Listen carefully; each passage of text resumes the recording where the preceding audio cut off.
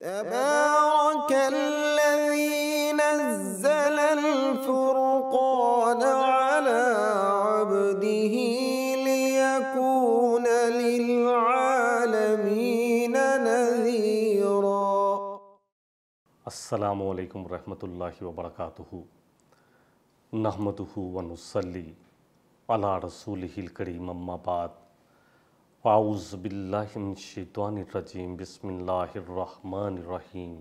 رب اشرح لی صدری ویسر لی امری واحلل عقدۃ من لسانی یفقہوا قولی واجعل لی وزیرا من اہلی ربی زدنی علما۔ پروگرام ہمارا چل رہا ہے قرآن اور صاحب قرآن۔ 3 پروگرام اس سے پہلے ہو چکے ہیں۔ نبی رحمت صلی اللہ علیہ وسلم کے بارے میں اللہ سبحانہ و تعالیٰ سورہ بینہ میں فرما رہے ہیں، آیت نمبر 2 ہے، رسول من اللہ یتلو صحفا مطہرہ۔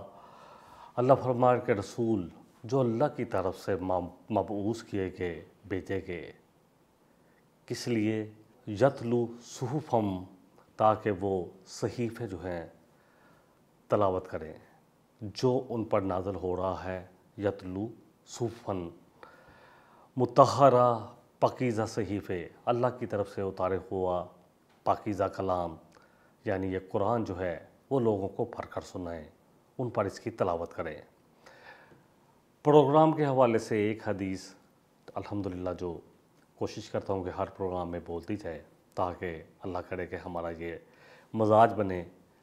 عبداللہ بن عباس رضی اللہ عنہ سے روایت ہے، فرماتے ہیں کہ نبی صلی اللہ علیہ وسلم نے خطبہ حجۃ الوداع جو ایک ہی حج آپ نے کیا جس کے بعد آپ دنیا سے تشریف لے گئے، اس میں آپ نے فرمایا ان رسول اللہ صلی اللہ علیہ وسلم خطب الناس فی حجۃ الوداع، کہ آپ نے جو ہے لوگوں سے خطاب کیا حجۃ الوداع میں، فقال یا ایھا الناس، پس آپ نے کہا اے لوگو، انی قد ترکت فیکم، بے شک میں تم میں چھوڑے جا رہا ہوں، ما انتصمتم بھی، کہ جس کو تم بڑی مضبوطی سے پکڑ رکھو گے، فلن تضلوا ابدا، تو تم کبھی بھی گمراہ نہیں ہوگے۔ کتاب اللہ کی کتاب، یہ قرآن حکیم، آپ کی سنت اور یہ قرآن، صحیح حدیث اور قرآن، یہی ہے ہمارا عقیدہ بھی، اور یہی وہ 2 چیزیں ہیں جس پر اس امت کو اکٹھا کیا جا سکتا ہے۔ ائمہ کے درمیان بعض مسئلوں میں مختلف آراء آتی ہیں، الحمدللہ جتنے بھی ائمہ کرام ہیں، اسپیشلی 4 جو ائمہ کرام جن کے فالور ابھی باقی ہیں، امام ابو حنیفہ رحمۃ اللہ علیہ، اسی طرح امام مالک رحمۃ اللہ علیہ، اسی طرح امام شافعی رحمۃ اللہ علیہ، اور اسی طرح امام احمد بن حنبل رحمۃ اللہ علیہ، کہ اللہ کی رحمتیں ہوں ان چاروں پر۔ انہوں نے اپنے تئیں کوششیں کیں، الحمدللہ ثم الحمدللہ، ان کی نیتیں بالکل پاک تھیں، صاف تھیں، تاکہ لوگوں کے لیے دین میں جو مسائل ہیں ان کو واضح کیا جائے، اور اس کوشش میں وہ جس بھی نتیجے پہ پہنچے ان کے لیے خیر ہی خیر ہے۔ صحیح مسلم کی حدیث، نبی رحمت صلی اللہ علیہ وسلم نے فرمایا کہ جو بھی دین کے لیے کوشش کرے گا سچے دل سے کسی بھی مسئلے کے لیے، قرآن اور سنت کو اپنا منہج بناتے ہوئے، پھر اگر وہ صحیح نتیجے پر پہنچتا ہے تو اس کے لیے 2 کریڈٹ ہیں، 2 اجر ہیں، اور اگر پھر اتنی کوشش اور صحیح نیت کے باوجود بھی اگر وہ صحیح نتیجے پر نہیں پہنچتا تو پھر بھی اس کے لیے 1 کریڈٹ ہے، 1 اجر ہے۔ تو انہوں نے جتنی بھی کوششیں کی الحمدللہ ثم الحمدللہ ہمارے لیے کی، اپنی زندگیاں وقف کر دیں۔ یہاں اللہ سبحانہ و تعالیٰ فرما رہے ہیں کہ رسول صلی اللہ علیہ وسلم کو بھیجا گیا اللہ کی طرف سے تاکہ لوگوں پر پاکیزہ صحیفے جو آپ پر نازل ہوتے ہیں ان کو تلاوت کریں، ان کو پڑھ کر سنائیں۔ قرآن کے متعلق کچھ باتیں تو ہماری ہو چکی، آج جس موضوع پر ہم بات کریں گے کہ قرآن جو ہے، جو صاحب قرآن پر نازل ہوا، یہ کہاں تھا؟ یہ قرآن آپ کے قلب پر جب نازل ہوا تو اس سے پہلے یہ قرآن کہاں تھا؟ اس کے بارے میں قرآن خود ہی فرما رہا ہے۔ قرآن پاک کی سورہ زخرف جو سورہ نمبر 43 ہے، اس کی آیت نمبر 4 میں آتا ہے وَإِنَّهُ فِي أُمِّ الْكِتَابِ، کہ یہ بے شک یہ قرآن، یہ تو کتابوں کی ماں ام الکتاب میں، لوح محفوظ میں ہے۔ اللہ فرما رہے ہیں لدینا، ہمارے پاس، لعلی حکیم، بڑا بلند مرتبہ اور بڑا حکمت والا کلام، یہ اللہ کا کلام ہے۔ جیسے کہ پہلے بھی بارہا ذکر کیا، سورہ توبہ سورہ نمبر جو ہے 9 ہے، اس کی آیت نمبر جو ہے وہ 6 ہے۔ نبی رحمت صلی اللہ علیہ وسلم سے فرمایا گیا کہ اے نبی صلی اللہ علیہ وسلم، ایک بھی مشرک اگر آپ سے پناہ مانگے تو آپ اس کو پناہ دیں حتیٰ یسمع کلام اللہ، یہاں تک کہ وہ اللہ کا کلام سن لے، پھر اس کو اس کے مقام پر جانے دے تاکہ وہ سوچ سمجھ کے ساتھ اسلام قبول کرے۔ تو یہ قرآن اللہ کا کلام ہے۔ سورہ بروج میں اس طرح فرما رہے ہیں اللہ، آیت نمبر جو ہے 21 اور 22 میں، سورہ نمبر 85 ہے، بل ہوا قرآن مجید۔ اللہ فرما رہے ہیں بل ہوا قرآن مجید، بلکہ یہ تو قرآن ہے بڑا بزرگ، بڑا برتر، اللہ اکبر، فی لوح محفوظ، جو کہ لوح محفوظ میں پڑا ہوا ہے۔ یہ قرآن جو ہے لوح محفوظ میں ہے۔ پھر اسی طرح اس کے متعلق اللہ فرما رہے ہیں سورہ عبس سورہ نمبر 80 ہے، آیت 13 تا 16، اللہ فرما رہے ہیں فی صحف مکرمہ، کہ یہ اس جو صحیفے ہیں یہ بڑے عزت والے ہیں، یہ قرآن عزت والے صحیفوں میں ہے، مرفوعۃ مطہرہ، مرفوعۃ جو بڑا بلند ہے، رفع بہت بلند ہے، مطہرہ اور بہت پاکیزہ ہیں، بِأَیْدِی سفارہ، اور کن کے ہاتھ میں ہیں؟ ان کے ہاتھ میں، اللہ اکبر، جو بڑے نیک و پاک ہیں، ایسے فرشتے کے ہاتھ میں جو بڑے نیک بھی ہیں، کرام بررہ، بڑے اعلیٰ درجہ رکھنے والے اللہ کے نزدیک، ان کے ہاتھ میں یہ سب جو پڑا ہوا ہے قرآن لوح محفوظ میں، انہی کے ہاتھ میں ہے یہ، اللہ اکبر، وہی اس کی حفاظت پر مامور ہیں۔ پھر سورہ الواقعہ سورہ نمبر 56، اس کی آیت نمبر 75 سے 79 تک، 75 سے 89 تک اللہ فرما رہے ہیں فلا اقسم بمواقع النجوم، پس نہیں، اللہ اکبر، میں قسم کھاتا ہوں ستاروں کے ڈوبنے کی جگہ کی، اللہ اکبر۔ اچھا، ستارے ڈوب جاتے ہیں، ستارے کہاں چلے جاتے ہیں؟ آج سائنس اس تحقیق پر پہنچی ہے، اللہ اکبر۔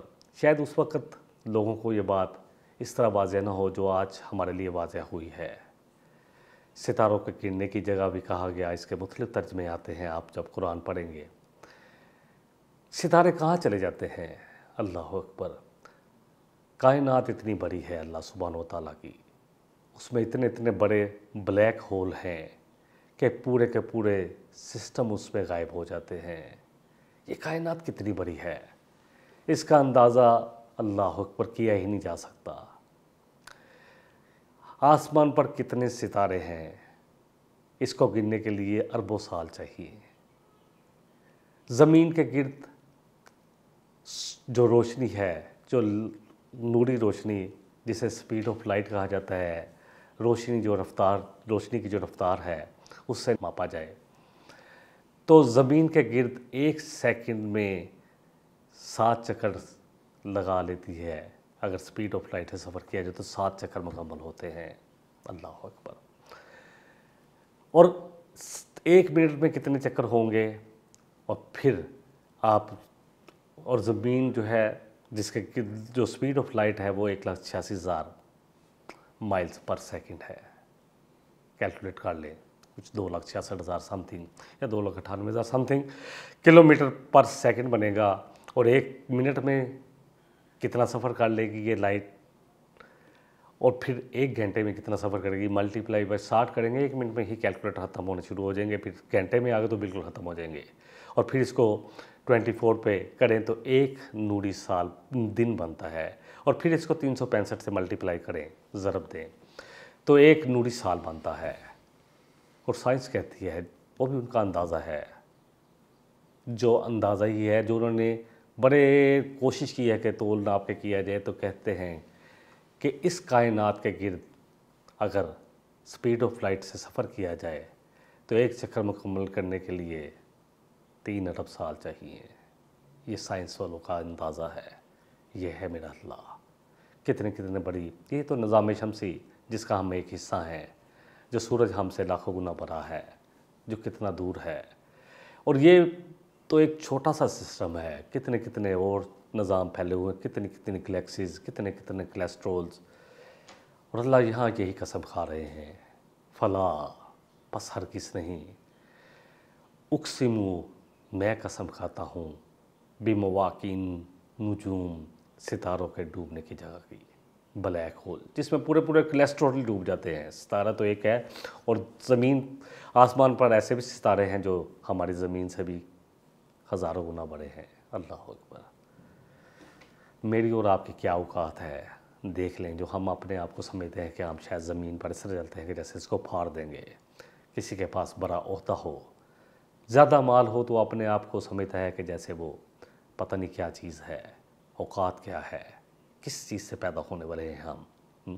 سورہ الواقعہ میں اللہ فرما رہے ہیں کہ کیا تم اپنی پیدائش پر غور نہیں کرتے، کیا وہ قطرہ جو تم ٹپکاتے ہو رحم مادر میں، اللہ اکبر، کیا اس سے تم پیدا کرتے ہو یا اللہ پیدا کرتا ہے؟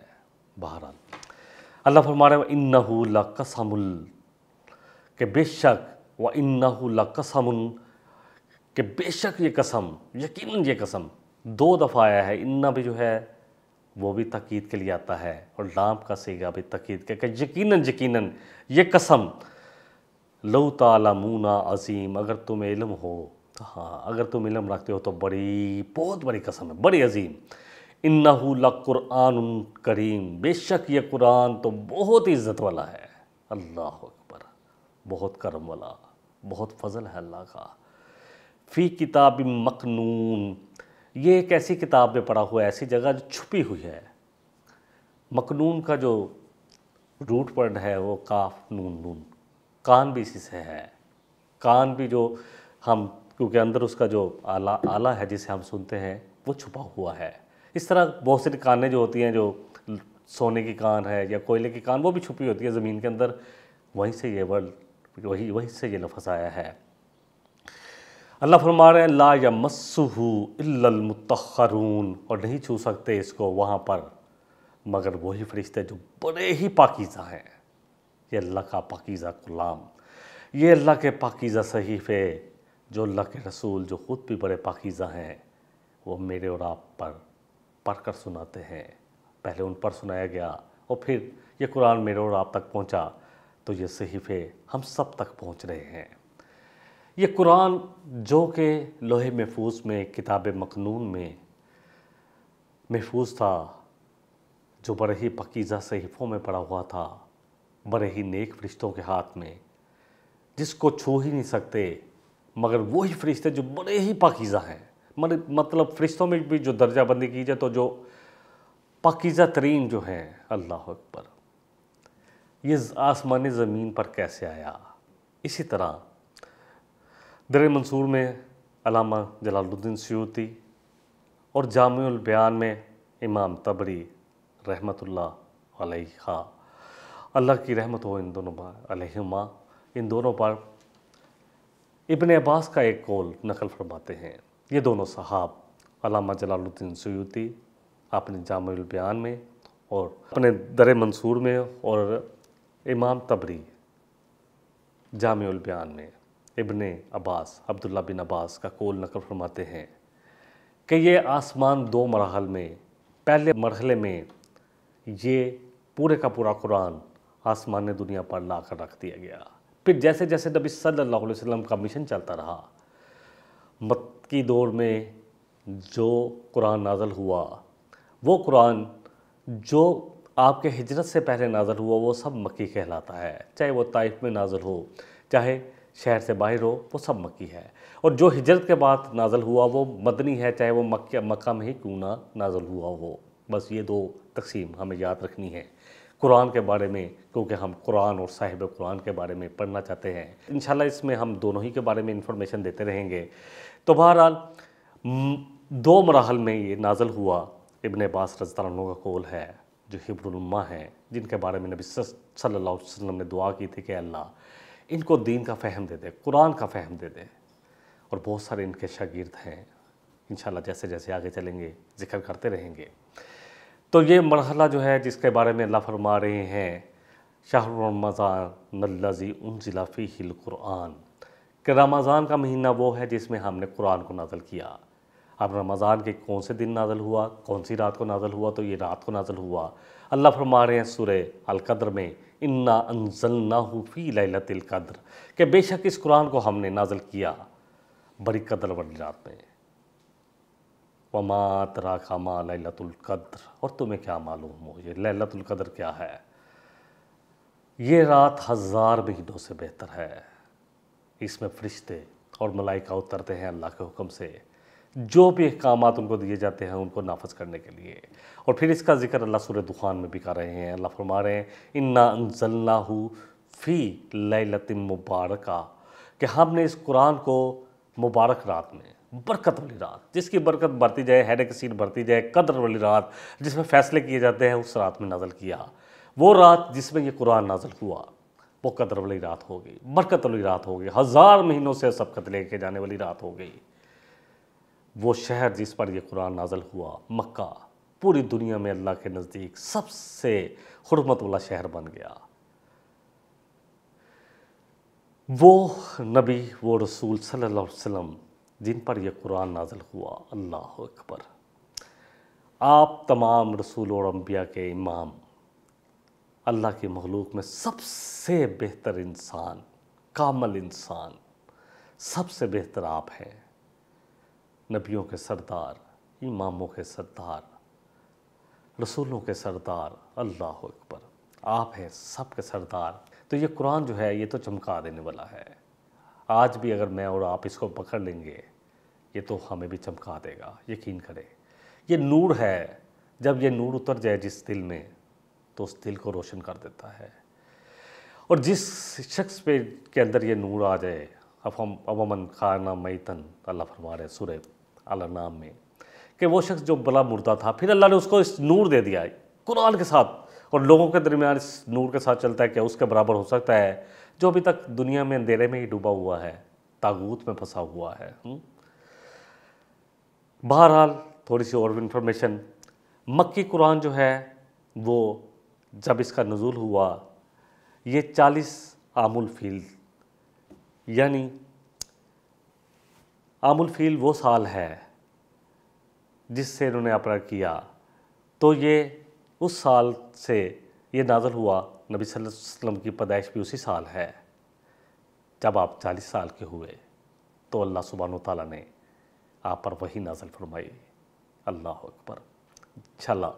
تو بہرحال کیونکہ آپ کی عمر بھی 40 سال تھی، عام الفیل کیونکہ عرب نے اسی کو گننا شروع کر دیا تھا، الم تر کیف فعل ربک باصحاب الفیل، اللہ اکبر۔ سورہ فیل میں آتا ہے کہ کیا آپ نے دیکھا کہ آپ کے رب نے، اے نبی صلی اللہ علیہ وسلم، کیا کیا معاملہ ہاتھی والوں کے ساتھ؟ کیا ان کی ساری تدبیریں اللہ نے بیکار نہیں کر دیں؟ انہوں نے سوچا تھا کہ وہ مکہ کو ڈالیں گے۔ ابرہہ جو آیا تھا، جب عبد المطلب اس کے پاس گئے، ان کے اونٹ اس نے پکڑ لیے تھے، تو 200 اونٹ کا جب تقاضا کیا تو اس نے کہا بڑی وقت تھی، کیونکہ بڑی زبردست پرسنالٹی تھی آپ کے دادا کی، لیکن کہتا ہے کہ آپ نے، میرا خیال تھا کہ آپ مجھے کہیں گے کہ مکہ نہ گراؤ، تو آپ نے تو اپنے اونٹ کا تقاضا کر لیا۔ تو انہوں نے کہا کہ اونٹ تو میرے ہیں اور یہ گھر یہ اللہ کا گھر ہے، میں نے تو اپنی ہی چیز کا تقاضا کیا ہے، رہ گیا اللہ کا گھر، تو جس کا ہے وہ اس کی حفاظت کر لے گا۔ اور پھر اللہ نے کیسی حفاظت کی؟ اللہ فرما رہے ہیں الم تر کیف فعل ربک باصحاب الفیل، کیا آپ نے دیکھا نبی صلی اللہ علیہ وسلم کہ اللہ نے ان فیل والوں، ہاتھی والوں کے ساتھ کیا معاملہ کیا؟ اللہ نے ان کی ساری تدبیریں الٹ کر دی، ان پر پرندوں کے جھنڈ بھیجے جو ان پر کنکریاں برسا رہے تھے اور یہ ایسے ہو گئے جیسے کھایا ہوا بھوسا ہو۔ بہرحال عام الفیل 40 سے عام الفیل 53 تک یہ مکہ میں آپ پر نازل ہوتا رہا، اور جتنا بھی قرآن نازل ہوا وہ مکی کہلاتا ہے۔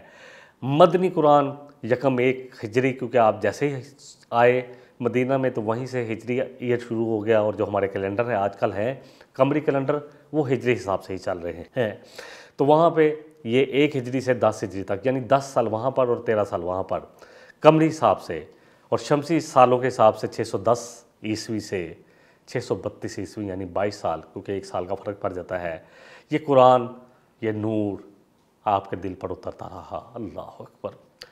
مکی قرآن میں 86 صورتیں ہیں اور مدنی میں 28 صورتیں۔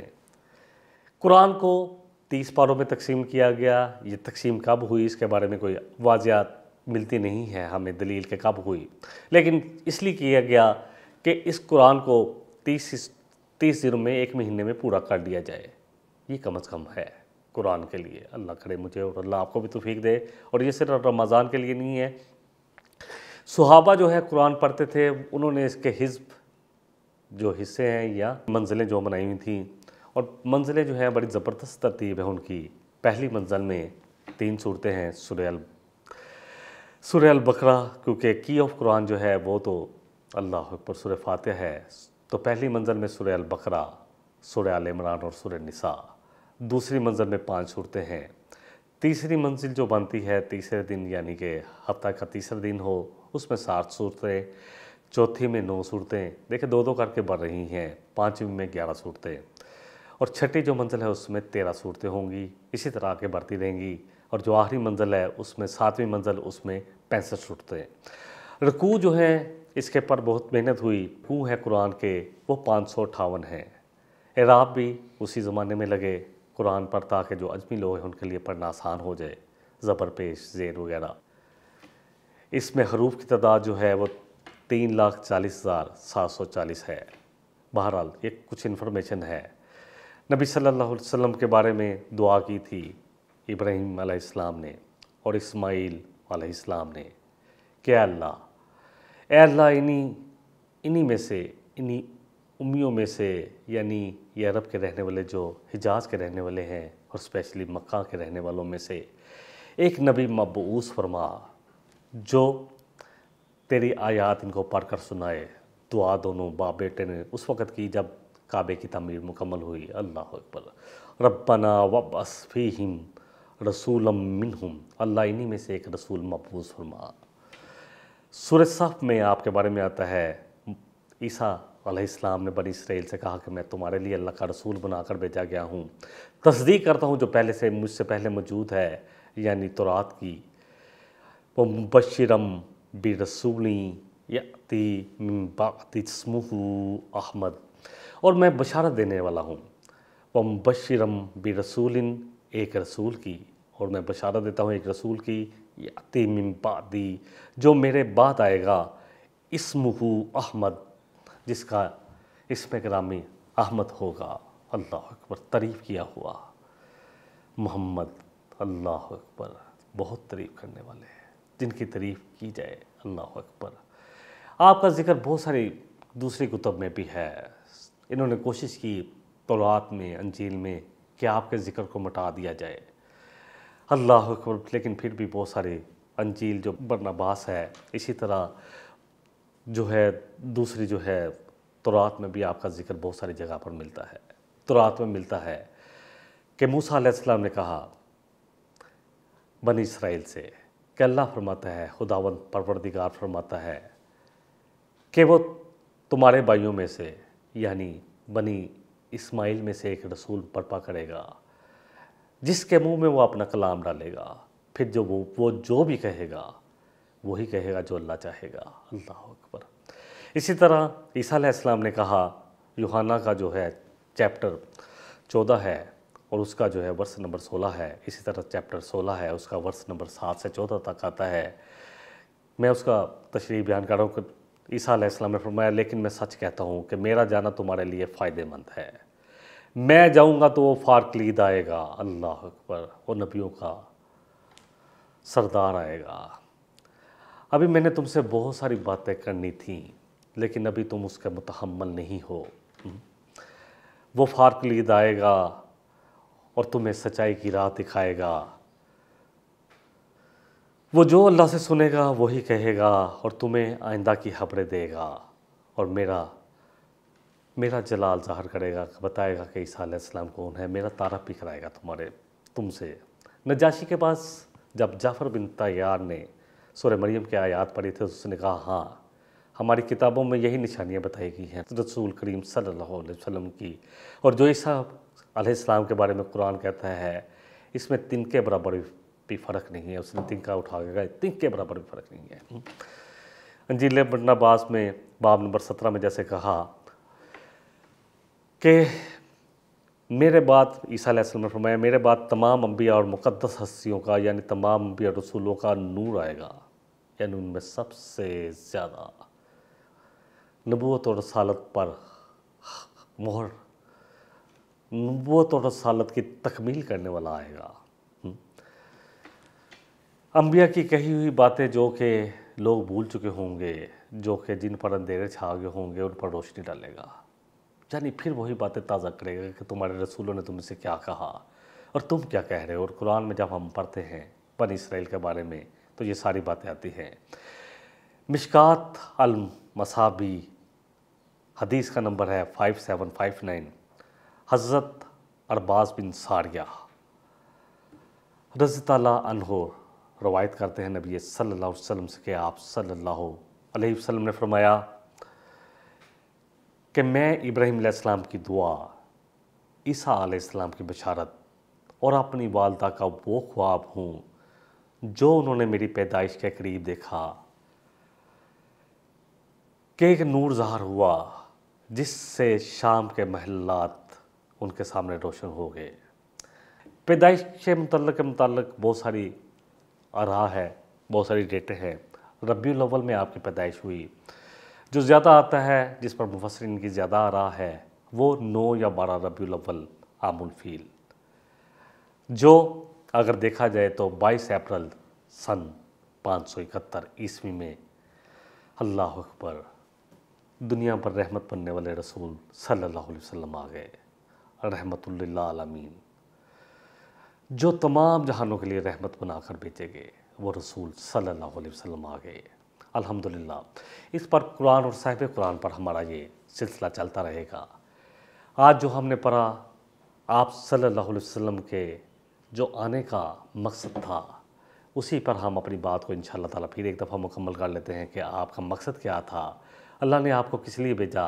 اللہ فرما رہے سورہ بینہ کی آیت نمبر 2 میں، اللہ اکبر، رسول من اللہ، کہ رسول اللہ کی جانب سے جن کو بھیجا گیا، یتلو صحفاً، جو کہ تلاوت کرتے ہیں صحیفے مطہرہ پاکیزے۔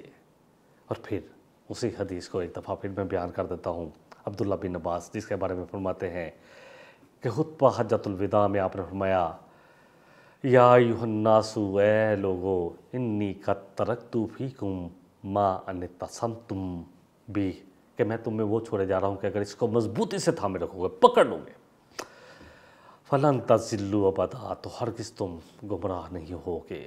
کتاب اللہ، سب سے پہلی جو ہے وہ کتاب اللہ، جس سے تمام فرقہ واریت ختم ہو سکتی ہے، جس کو پکڑنے کی وجہ سے میں اور آپ آج پھر سر بلند ہو سکتے ہیں۔ وہ زمانے میں معزز تھے مسلمان ہو کر اور تم خار ہوئے تارک خدا ہو کر۔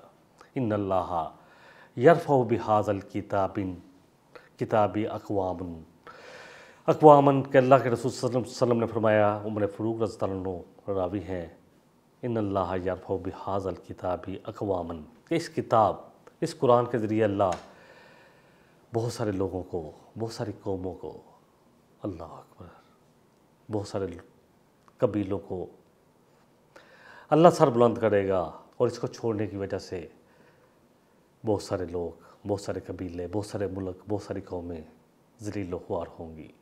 اللہ مجھے اور آپ کو، ہم سب کو اس قرآن اور نبی رحمت صلی اللہ علیہ وسلم کے صحیح فرمان پر جمع کر دے۔